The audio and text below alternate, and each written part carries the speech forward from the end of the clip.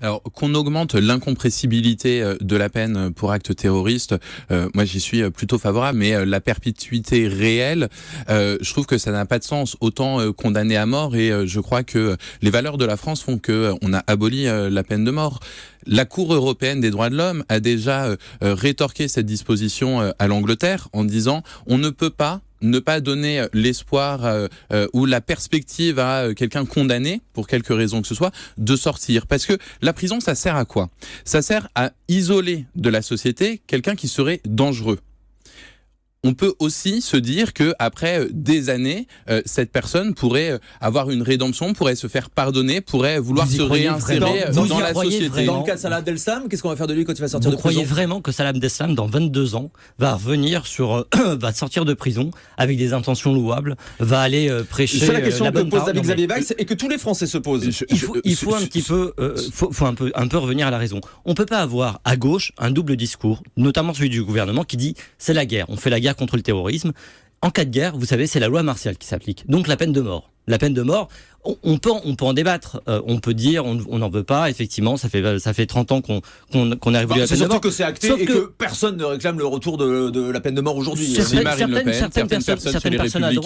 personnes à droite ne s'y sont pas hostiles, notamment pour des actes terroristes. On ne peut pas mettre sur le même plan un terroriste qui veut tuer en masse des Français, qui veut porter atteinte à la République, et une personne qui serait condamnée, effectivement, dans des cas, vous l'avez rappelé Thomas, parfois abjects, ce sont des meurtres d'enfants ou des viols d'enfants, mais qui concernent finalement des faits divers de deux personnes.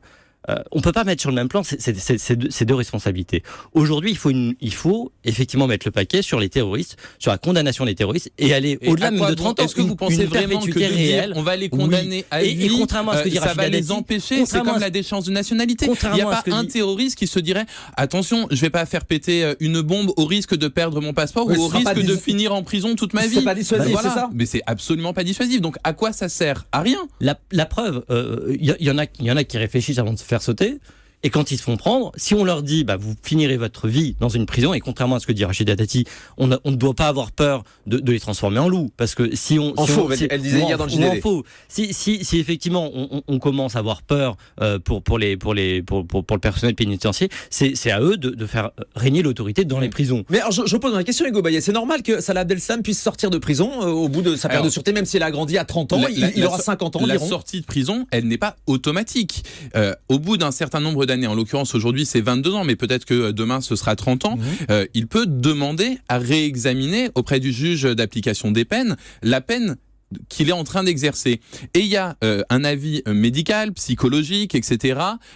Pour savoir s'il est apte à se réinsérer dans la société ou pas. Si les médecins, les experts disent qu'il ne l'est pas, il reste en prison. C'est déjà l'état du droit actuel. Donc la sortie au bout de 22 ans ou au bout de 30 ans, elle n'est pas automatique.